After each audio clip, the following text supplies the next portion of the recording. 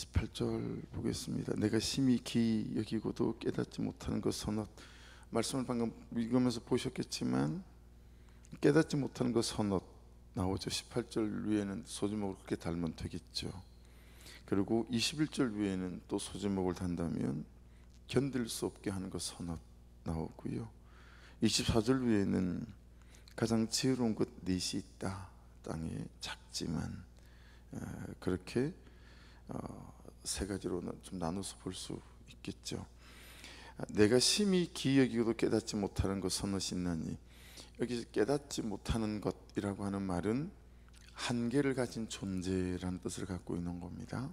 그래서 우리가 한계를 가졌다 다 알고 다 경험한 것 같지만 우리가 참 한계를 가진 존재다 라고 하는 것입니다. 그래서 죽을 수밖에 없는 존재라는 어떤 생명에 대한 유한한 한계를 가진 존재라는 것뿐만 아니라 살아가는 동안에도 한계를 가진 존재다라고 하는 것입니다. 그래서 그렇게 대단했던 하나님의 사람들, 아브라함에서부터 그리고 모세로, 이런 요셉도요, 참 어린 날에 보면 그렇죠, 인간의 연약함과 실수가 있죠. 뭐 다윗도 그랬고, 그래서 그렇게 대단했던 하나님의 사람들도 실수하고 범죄하고 불순종하는 삶을 살았다 해서 이제 말씀이 말씀하시고자 하는 우리의 결론, 나의 결론은 뭐냐면, 정말 우리가 회개라는 은혜가 없으면 안 되는 존재고, 또 하나님의 용서가 없으면 안 되는 존재고, 또 하나님의 은혜가 없으면 안 되는 존재다 라고 하는 것을 전제를 두고 이제 오늘 말씀을 들어가는 거예요. 그래서 내가 정말 한계를 가진 존재이기 때문에 회개라고 하는 그분의 은혜가 없다면 우리가 어떻게 할까라고 하는 그런 전제 안에서 이제 19절 보시면, 공중에 날아다니는 독수리의 자치와 반석 위로 기어다니는 뱀의 자치, 바다로 지나다니는 배의 자치, 남자가 여자와 함께한 자치, 이걸 우리가 깨닫지 못한다라고 하는 거죠. 그러니까 여러분, 사람의 어떤 지적인 한계성을 말하는 거겠죠. 지적인 한계성. 근데 여러분, 지적인 한계성만 말하는 거겠어요? 경험적인 한계성도 말하는 거겠죠. 우리는 마치 다 아는 것처럼 말하잖아요. 그렇죠? 그리고 다 아는 것처럼 살아갑니다. 책에서 몇 자 배우고 짧은 세월 경험한 것이 전부인 것처럼 판단합니다. 장례식이라 친구를 만나고 보니까 다 박사고 박사과정 중이고 대학원 5인방이 다 그래요. 근데 그냥 이야기를 나누다 보면 참 이 사람은 이게 부족해서 막 친구들로부터 야, 너 그렇게 하면 안 된다. 또 저는 저대로 저게 부족해서 또 친구들로부터 야, 그건 네가 좀 아니다, 이런 거죠. 여러분, 박사가 뭐 좀 알기는 합니까? 지적인 한계성 우리가 얼마나 많겠어요, 그렇죠? 경험적인 한계성은 또 얼마나 많이 가지고 있겠습니까? 그래서 우리는 참 몇 자 배우고 짧은 세월 경험한 것이 전부인 것처럼 다 판단하는 거예요. 근데 네 개의 자치가 반복되어져 있어요. 첫 번째는 공중에 날아다니는 독수리의 자취, 두 번째는 반석 위로 기어다니는 뱀의 자취, 세 번째는 바다로 지나다니는 배의 자취, 네 번째는 남자가 여자와 함께한 자취. 여러분, 이 자취는 여러분이 잘 아는 단어예요. 데레크. 너무 많이 들어보셨잖아요. 데레크. 그러니까 어떤 길, 어떤 방식, 어떤 방향, 어떤 방법, 이런 걸 말하는 데레크. 이게 지금 좌치라는 단어에 써있었어요. 그러니까 문자 그대로 말하면 독수리나 뱀이 다니는 길이란 뜻도 있지만, 독수리나 뱀의 생각, 독수리나 뱀의 삶의 이유, 이걸 우리가 여러분 알 수 있겠습니까? 그죠? 독수리가 공중에 날고 난 다음 여러분, 바다에 배가 쑥 지나가고 난 다음 그 지나간 길이, 여기는 독수리가 어제 지나간 길이다, 기록이 남아있지 않죠. 여러분, 배가 쑥 바다 위로 지나가고 난 다음에 그 흔적이 이게 어제 이 배가 지나간 자리라고 남아 있질 않잖아요. 이게 공중에 남아 있지도 않고 바다에 남아 있지도 않는 거죠. 그러니까 이건 어떤 거냐면 깨닫지 못하는 정도가 아니라 알 수도 없고 알지도 못한다라고 하는 거겠죠. 방법이 없습니다. 그렇죠? 더더구나 여러분, 남녀가 서로 사랑하는 마음에 우리는 얼마나 많이 쏟습니까? 분명히 사랑했는데, 사랑이라고 생각했는데 그게 사랑이 아니라 참 욕심이고 정욕이고 교만이고, 그죠? 잘못된 판단이고, 이런 경험과 경우들이 얼마나 많이 있습니까? 그렇죠? 그러니까 이 여러분 모든 말은 어떤 의미냐면, 그래서 우리는, 나는 정말 하나님이 필요한 존재다라고 하는 뜻을 갖고 있는 거예요. 그래서 정말 하나님이 필요한 존재다. 아는 것 같지만 실상은 아무것도 모르지 않냐. 여러분, 우리가 1분 1초 뒤에도 무슨 일이 일어날지 정말 모르는 거잖아요. 그렇죠? 유명한 가수니까, 그리고 여러분 세대라면 충분히 많이 들어보셨던 노래일 것 같아서, 우리는 빛이 없는 어둠 속에서도 찾을 수 있는, 우리는 아주 작은 몸짓 하나로도 느낄 수 있는, 우리는 소리 없는 침으로도 말할 수 있는, 우리는 마주치는 눈빛 하나로 모두 알 수 있는, 우리는 바람 부는 벌판에서도 외롭지 않은, 마주 잡은 손끝 하나로 너무 충분한, 우리는 기나긴 겨울밤에도 춥지 않은, 우리는 타오르는 가슴 하나로 너무 충분한, 이 송창식이라고 하는 분이 부른 우리는이라는 노래에 연인에 대한 배경을 갖고 있는 노래이지만, 여러분 정말 우리가 그렇습니까? 우리가 얼마나 한계를 갖고 있습니까? 여러분, 기나긴 겨울밤에도 우리가 춥지 않습니까? 그죠? 우리에 대한, 나에 대한 분명한 이해는, 우리는, 나는 하나님으로부터 시작된 존재다라고 하는 거죠. 그렇죠? 그리고 타락한 존재, 전적인 타락이라고 말합니다. 아무것도 할 수 없고 아무것도 되지 않는 전적인 타락, 부패한 존재. 그래서 예수 그리스도의 십자가와 보혈이 필요한 존재, 그게 우리 아니겠어요? 그래서 하나님 안에 있을 때 가장 행복한 존재가 되고, 하나님 안에 있을 때 가장 의미가 있는 존재가 된다라고 하는 거죠. 그래서 우리는, 나는 하나님으로 살아야 하는 존재이고, 하나님 안에 있어야 하는 존재이고, 하나님에게로 향해야 하는 존재이고, 하나님에 대하여 살아야 하는 존재이고, 하나님을 위하여 살아가야 되는 존재. 왜냐하면 그때 가장 우리 인생이 아름답고 감격 있고 행복하기 때문이다. 그때 가장 나다운 내가 될 수 있다라고 하는 거죠.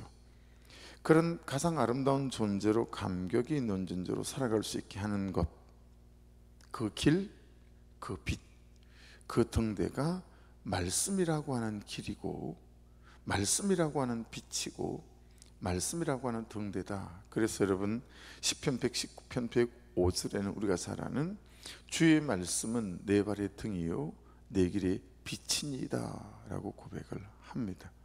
그런데 우리는 이 말씀에 대한 순종을 너무 무게로만, 힘겨움으로만, 불편함으로만 여기는 것 같아요.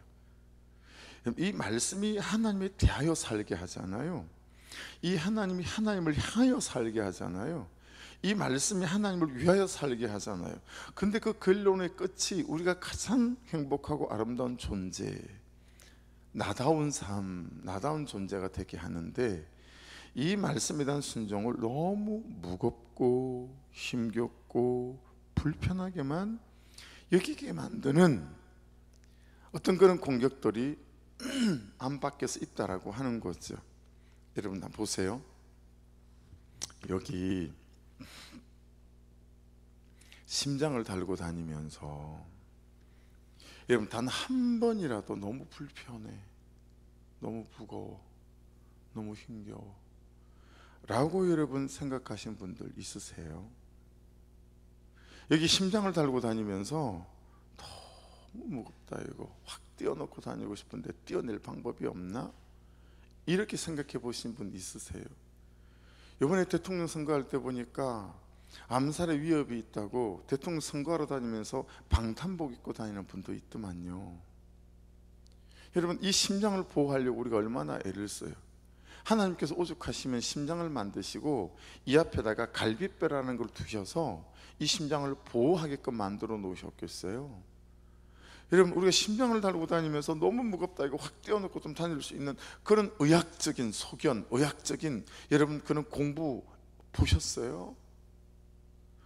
여러분, 심지어는 이 심장이 뛰지 않으면 이 심장이 뛰라고 더 무거운 심장 박동기를 갖다 달잖아요.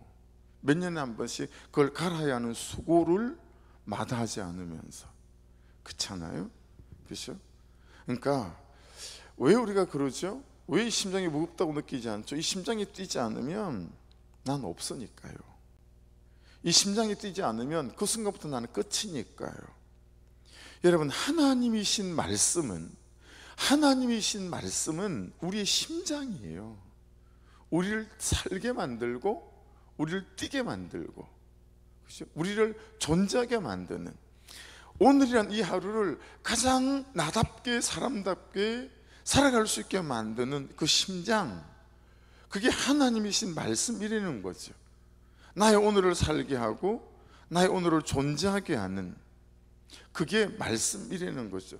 근데 우리는 그 말씀이 너무, 그 말씀에 순종하는 삶을 무겁다, 힘들다, 불편하다, 그래서 그 말씀을 비껴 살려고 하는, 말씀이 주는 큰 은혜는 잘 눈치 보고 있다가 이리 피하고 저리 피하고 그냥 겨우 감당할 수 있는 거, 이 정도면 손해보지 않겠다, 내 재정과 내 시간과 내 헌신이. 그럼 그 정도 살짝 받아서 호주머니다 넣고, 그래도 이 정도는 제가 하잖아요 라고 살아가며, 하나님께서 저와 여러분에게 베풀기 원하시는 그 크신 은혜는 경험해보지 못한 채 이 억울한 삶을 우리가 살아가고 있는 것 아닐까 라고 하는 거죠. 그런 측면에 있어서 얼마나 사단이, 세상이, 악한 것들이 여러분 이 말씀이신, 그렇죠, 이 심장, 이걸 우리로 무겁게 여기기에 만드는지 모르겠다라고 하는 거죠. 그래서 큐티나 말씀 묵상은 신앙생활의 한 방편이 아니에요. 말씀 묵상은 그냥 우리 신앙생활의 시작이어야 하고, 우리 신앙생활의 과정이어야 하고, 우리 신앙생활의 끝이어야 하죠. 말씀과 큐티는 오늘 이 하루의 시작이고, 오늘 이 하루의 과정이고, 오늘 이 하루의 끝이어야 하는 거죠. 아침에 눈 뜰 때 오늘 어떻게 살지, 말씀을 열어서 이 말씀대로 살아라고 하시는 거구나, 그리고 이 말씀대로 이 하루라는 과정을 만들어내고, 저녁에 누웠을 때 가만 오늘 말씀이 뭐였었지, 내가 오늘 말씀대로 살았나, 하나님 이것 요것 저것은 말씀대로 살았는데 또 이건 좀 힘들었었어요, 불편했었어요, 죄송해요, 내일은 이 말씀대로 다 좀 살 수 있도록, 그래서 가장 아름다운 또 다른 나의 한 날이 될 수 있도록 도와주십시오. 이게 이제 우리의 본질적인 삶이어야 하는데, 우리는 조금만 손해볼 것 같은 말씀 무겁다고 얘기해요. 그가 나한테 하는 짓을 보면, 그래서 오늘도 제가 또 아침을 굶고 새벽부터 제가 해야 될 것, 여러분 픽업하면 바로 서야 되는 게 뭐냐면, 요 밑에 밭 있잖아요. 이렇게 이제 흙을 했더니 여러 군데가 썰려 내려갔어요. 어제 몇 분이 찾아 올라왔어요. 목사가 돼갖고 비가 많이 왔으면 아래 밭이 다 쓸려 내려갔을 그 뻔한 사실인데 한 번도 왜 안 내려보냐, 네가 목사 맞냐 이거예요. 좀 억울하잖아요. 그게 다 우리 땅인데. 근데 오늘 어제 그 길을 제가 3번 내려갔어요. 어떻게 손을 봐줘야 되나. 할머니 한 분이 계신데 그분은 막 내려가 보니까 우리가 그런 것도 아니에요. 요번에 여기 동산 공사하면서 이 사람들 흙을 저쪽에다 안 치우고, 제가 분명히 그냥 버릴 게 있으면 저쪽에다 치워라, 그럼 우리가 쓸 수 있다 그랬는데도 그게 불편하니까 오덕나무 앞에다 흙을 다 밀어 놓아 버렸어요. 그러니 비가 오니까 흘러내리고 할머니 밭이 엉망이 됐어요. 이건 내가 좀 치울 테니까 적어도 흙이 내려 안 오르게 이렇게 막으려는 거예요. 그거 제가 해드리려고요. 여러분, 불편하죠. 목사로 산다는 거. 여러분, 그리스도 사는 거 불편하죠. 목사로 사는 건 울고 싶을 때가 너무 많아요. 왜 하필 목사를 시켜서 목사를 하게 만들어서. 여러분은 죄를 지면 좀 가볍지 않으세요? 목사로 살면 죄가 너무 무겁습니다. 그래서 여러분한테 감추고 있는 죄가 있어요. 왜냐하면 서로 사람답게 안 볼까 봐. 목사로 산다는 게 얼마나 불편한지 아세요? 왜 불편할까요? 말씀을 붙잡고 살아야 되니까. 근데 오늘 내려가서 그거 다 해드리려고 그래요, 아침에. 왜냐하면 그분이 예수를 몰라요. 그래서 잘 됐다, 요번에 마음껏 섬겨보자, 좀 불편하더라도. 그래서 그분들이 그 목사, 그 예수 믿는 거 교회 나쁘지 않네, 이렇게 하면 또 마음을 주면 여러분 어떤 기회에 그분들이 또 복음을 들을 수 있는 기회가 되지 않겠어요? 그렇죠? 여러분, 말씀은 불편합니다. 본질적으로 불편합니다, 그리스도의 삶이라는 것이. 근데 살아보면 그만한 감격이 없습니다. 여러분, 무겁고 불편하다고 말씀을 놓지 않는 은혜가 있기를 주의 이름으로 축복합니다. 하나님의 말씀은 우리의 심장 같은 거예요. 그렇죠? 그러니까 기도도 그래요. 보세요, 오늘 말씀이 들리셨죠? 근데 그 말씀이 내 생각이 돼야 될 거 아니겠어요? 그 말씀이 내 가치관이 돼야 되지 않겠어요? 그렇죠? 그 말씀이 내 근육이 되고 오늘을 살아가는 내 방법이 돼야 되지 않겠어요? 근데 그렇게 절대 안 됩니다. 기도로 내면화시키지 않으면, 기도로 그 생각을 바꾸지 않으면 절대로 들린 말씀은 내 삶이 되지 않습니다. 기도를 통해서 내 생각이 바뀌어야 내 손과 발이 말씀을 따라 움직이기 시작해요. 그래서 말씀과 기도는 같이 가는 한 몸인 거예요. 근데 말씀만 있고 기도가 있으니 반쪽짜리인 거죠. 더 괴로워요. 들린 말씀은 있는데 생각도 변하지 않고 세계관도 변하지 않고 삶이 변하지 않으니 죽을 맛인 거예요. 그런데 들린 말씀을 붙잡고 기도하면 내면화되어져요. 생각이 달라지죠. 내 감정을 발휘하는 방식이 달라져요. 옛날에는 욱했는데 어느 날부터 이 들린 말씀을 붙잡고 기도하기 시작했더니 내 감정이 발휘가 되기 시작하는데 이 감정이 통제가 되는 거예요. 은혜에 붙잡힘이 되는 거예요.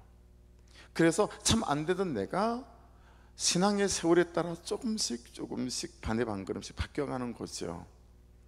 그러면서 이 내면화된 내 생각이 이제는 손과 발로 발현되기 시작하는 거죠. 그렇죠? 그러면서 내가 조금씩 10,000분의 1이라도 예수 그리스도의 십자가의 삶을 따라 살기 시작하는 이제 은혜가 내게 있는 거죠. 근데 여러분, 그때쯤 될 때 내게 감격이 있고, 그리고 뒤를 돌아볼 때 나 때문에 살아난 그 누군가가 나와 같은 이 길을 걷고 있는 것들을 보는, 참 내가 잘 살았다 싶은 삶의 흔적이 남게 되겠죠. 그래서 여러분, 말씀, 이것은 신앙생활의 방편, 큐티는 방편이 아니에요. 이건 우리 시작이어야 하고 과정이어야 하고 끝이어야 합니다. 그리고 그 들린 말씀을 붙잡고 기도하셔야 합니다. 내면화되어져서 생각이 바뀌고 내 감정의 발휘가 바뀌어야 됩니다. 그래야 그 말씀이 내 인생에서 발현되기 시작하는 거겠죠. 그렇게 피가 되게 하고 또 삶으로 살아내게 하는 신앙생활의 시작이 되게 만드는 것이 기도이겠죠. 그러니 여러분 20절 보십시오. 20절 음률은 사실은 말씀 없는 사람이고, 그렇죠? 모든 사람, 말씀 없는 모든 사람, 말씀 앞에 서지 않는 내 모습이고, 말씀을 듣지 않는 내 모습이고, 또 말씀대로 말씀을 따라 살지 않는 내 모습인 거죠. 그렇죠? 그래서 이런 삶이 감춰지겠는가 라고 하는 거죠. 21절 위에 보십시오. 세상을 견딜 수 없게 하는 것 선옷. 네. 21절 세상을 진동시키며 세상이 견딜 수 없게 하는 것 선옷이 있나니, 이 진동은 여러분 막 떨리다, 또 흔들리다, 격동하다, 막 동요하다, 뭐 이런 것들이에요. 그러니까 뭐 사람을 힘들게 만들기도 하고, 가정을 흔들기도 하고, 교회를 흔들기도 하고, 세상을 흔들기도 하고, 요동치게 만드는 그런 것들인데, 이게 왜냐하면 이 네 가지를 보시면, 보세요. 첫 번째 뭐예요? 종이 임금된 것. 여러분, 종이 임금이 됐어요. 나라가 잘 다스려질까요? 그러니까 이게 분수에 맞지 않는 걸 말하는 겁니다. 그렇죠? 내 주제에 맞지 않는 것. 예. 내 분수에 맞지 않는 삶, 내 주제에 맞지 않는 삶. 여러분과 저는 그리스도인이죠. 그리스도인의 분수에 맞지 않는 삶이 있겠죠. 그리스도인의 주제에 맞지 않는 삶이 있겠죠. 이걸 위해 우리가 싸우는 거죠. 근데 우리는 그리스도인이면서 그리스도인의 주제에 맞지 않는 삶을 위하여 기도하는 거예요. 이게 얼마나 웃긴 거예요. 우리는 그리스도인이기에 그리스도인의 주제에 맞지 않는 삶을 위해서 기도해야 하는데, 우리는 그리스도인인데 그리스도인의 주제에 맞지 않는 삶을 달라고 기도하는 거예요. 기도하는 거예요. 이 부분들이 그런 의미인 거예요. 죄인인 줄 모르고 사는 삶, 주제 맞지 않죠? 십자가의 대속을 구하지 않는 삶, 참 주제 맞지 않죠? 그렇죠?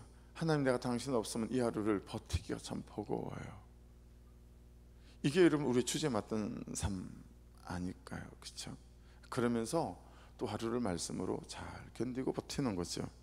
여러분, 미련한 자가 음식으로 배부르는 거, 여러분 이 미련한 자라고는 의미는 이 정당한 노동의 대가 없이, 아유 누가 먹여줄 거야, 누가 입혀줄 거야, 그러고 있는 사람이 음식으로 배부른 거, 이거 좀 이치에 맞지 않는 것 아니에요?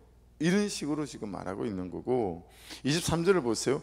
미움받는 여자가 시집간 것. 이 미움받는 여자는 성품이 좀 못됐고 태도가 좀 못돼서 미움받고, 그게 아니고 이 미움받는 여자의 원어를 살폈더니 음녀예요. 가늠하는 여자예요. 가늠하는 여자. 맨날 이 남자 저 남자 바꿔가며, 여러분 가늠하는 여자가 시집가는 거, 이게 설득이 되겠는가라고 하는 거죠. 그렇죠? 이게 뭐예요? 세상을 견딜 수 없게 하는 서너 가지다.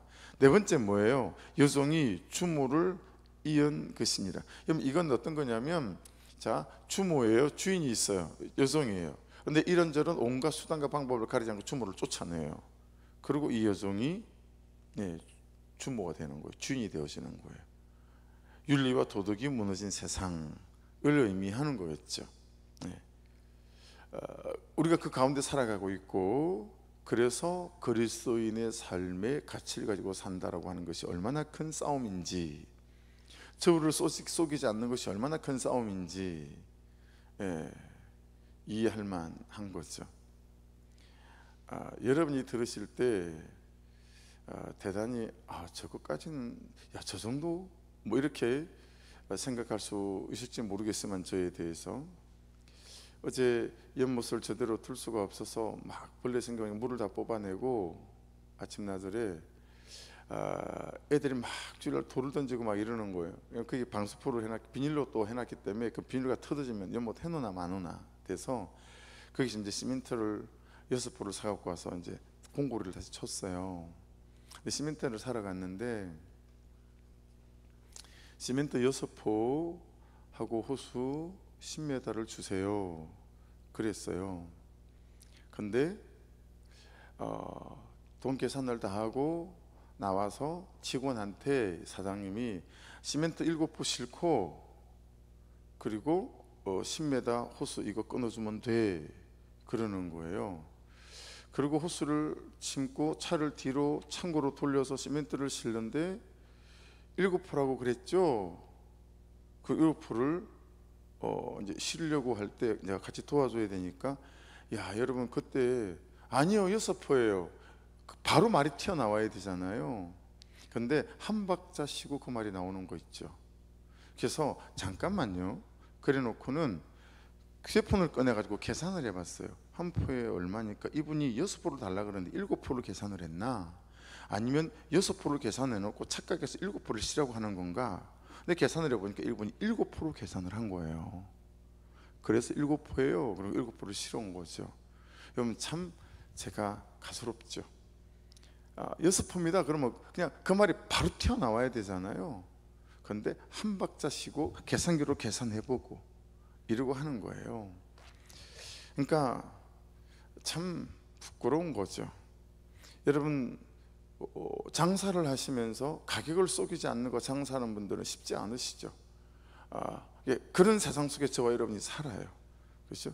또 제가 그런 인간이기도 하고, 그래서 우리가 얼마나 하나님이 필요한 존재인지 모른다라고 하는 것이 절박해지는 거죠. 24절부터도 딱 그런 거 말씀, 땅에 가장 작고도 지혜로운 것 넷. 여러분 이 사절에 보시면 작고 보잘것 없지만 무가치해 보이지만 정말 가치 있게 사는 존재들이 있다라는 거예요. 그리고 너희들은 혹시 개미마도 못하지 않니? 말씀을 제가 자꾸 묵상해 보니까 그런 거예요. 혹시 너는 사반보다도 못하지 않니?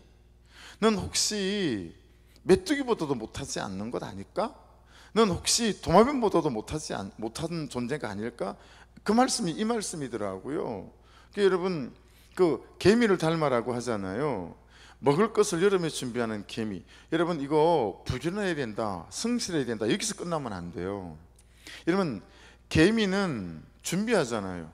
근데 저하고 여러분은 영생을 준비하느냐라는 거예요. 영생을 준비하지 않는 인생, 지금이라는 삶에서 그 다음 삶인 영생을 짓지 않는 삶, 영생을 위하여 정말 벽돌 하나라도 준비하는 삶인가? 라는 거예요.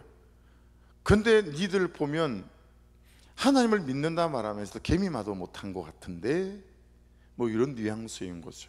여러분 두 번째 보세요. 26절, 약한 종류로 된 집을 바위 사이에 짓는 사반. 그냥 사반은 너구리라고 생각하시면 돼요. 너구리. 근데 여러분 이 사반은 있잖아요, 사자에게도 늑대에게도 잡혀먹는 법이 거의 없고 천적이 별로 없어요.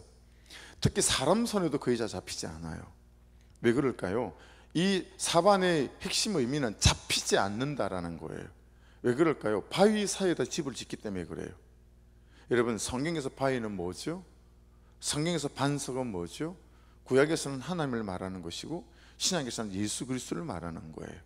여러분 하나님에게 집을 짓고 예수 그리스도에게 집을 짓고 말씀에게 집을 짓는 사람은 잡히지 않습니다. 그 말씀하고 있는 거죠. 여러분 27절에 보세요. 임금이 없으되 다 떼를 지어 나가는 메뚜기와 감시하는 자가 없어도 시키는 자가 없어도. 그러니까 이 메뚜기는 막 감시하는 자가 없고 시키는 자가 없어도 말씀으로 집을 짓는 거죠. 그렇죠? 여러분 그런 면에서 말씀은 벽돌이에요. 내 현재의 삶과 영생의 삶을 지어가는 말씀은 시멘트예요. 말씀은 철근 같은 거예요. 그렇게 현재의 내 집을 지어 나가는 것이고 말씀으로 영생의 내 집을 지어 나가는 거다라고 말할 수 있겠죠. 마지막으로 28절 보십시오. 손에 잡힐만 하여도 왕궁에 있는 도마뱀이니라. 여러분 이건 무슨 말씀이냐면 창조의 질서를 따라 창조의 본성을 따라 살아가는 도마뱀이라는 뜻이거든요. 저와 여러분은 앞에서 말씀드린 것처럼 하나님으로부터 시작된 존재죠. 그래서 하나님으로 살아야 하는 존재. 도마뱀도 창조의 질서와 창조의 본성을 따라 사는데, 야 너희는 어째 창조의 질서와 창조의 본성을 따라 살지 않는 거지? 라고 말씀하고 있는 겁니다. 그리고 제일 마지막으로 잘 걸으며 위풍께 다니는 것 선엇이라고 말하며 사자를 얘기하고 있습니다. 사랑하는 여러분, 저와 여러분 안에 정말 하나님으로부터 시작된 존재라는 이 분명한 사실을 붙잡고 우리 시작과 과정과 끝이 하나님 안에 잘 붙들려서 하루를 살아도 참 잘 살았다, 감격이 있다, 그렇게 주께 또 고백할 수 있는 그런 사람으로 이 한날도 주의 은혜 가운데 잘 지어져 가시는 은혜가 있기를 주의 이름으로 축복합니다. 기도하겠습니다.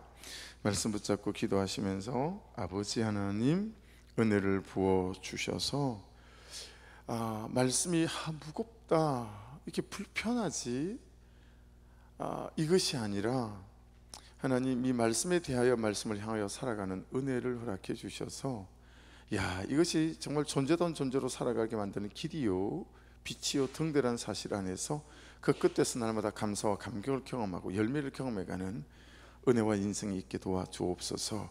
우리 주여 한번 부르고 기도하시고 수빈자매 꼭 기도 놓지 마시고 또 기도해 주시기를 부탁을 드리고, 이번 주에 전도지를 보시고 오신 분이 5분이 계셨어요. 하나님 오신 것뿐만 아니라 그들의 예배가 놓지 않고 계속 시작되게 하시고, 전도지를 받아본 6,000명에 가까운 한 사람 한 사람들이 다시 예수 그리스도를 향하여 예배하고, 또 모르던 사람들은 예수 그리스도를 구하고 찾는 아버지 구원의 때가 되도록 역사해 주옵소서. 또 중보 부탁합니다. 우리 주여 한번 부르고, 오늘 화요일이라 또 전도하시는 분들이 있으십니다. 그분들을 위해 성령의 갑주를 입혀 주옵시고 써주시옵소서. 우리 주여 한번 부르고 기도드리십시다.